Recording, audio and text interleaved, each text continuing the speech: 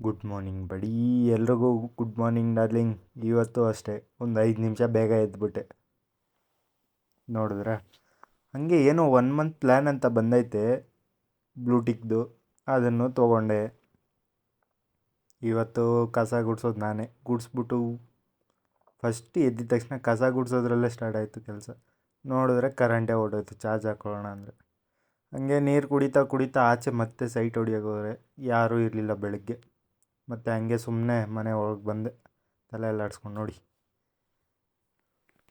ಒಳಗೆ ಬಂದಾದಮೇಲೆ ಏನು ಮಾಡೋದಂತ ಅರ್ಥ ಆಗ್ತಿರ್ಲಿಲ್ಲ. ನಮ್ಮಪ್ಪ ನೆನ್ನೆನೇ ಹೇಳಿದ್ರು ಹೋಗಿ ನೀರು ತೊಗೊಬಾ ಅಂತ. ನಾನು ಹೋಗಲೇ ಇಲ್ಲ.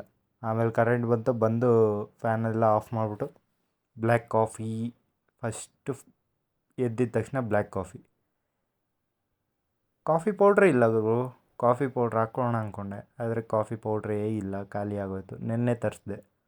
ಅವ್ನು ಕೂತ್ಕೊಂಡು ಹಂಗೆ ಒಂದು ಕಾಫಿ ಕುಡ್ಕೊತ ಶಿಂಚಾನ್ ನೋಡ್ತಿದ್ದೆ. ಯಾರೆಲ್ಲ ಶಿಂಚಾನ್ನ ಈಗಲೂ ನೋಡ್ತೀರಾ ಒಂಚೂರು ಕಮೆಂಟ್ ಹಾಕಿ.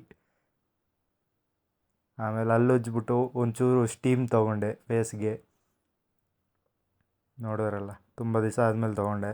ಆಮೇಲೆ ಸ್ಕ್ರಬ್ಬರ್. ಓಕೆ, ಸ್ಕ್ರಬ್ಬಿಂಗ್ ಆದಮೇಲೆ ಫೇಸ್ ಪ್ಯಾಕ್.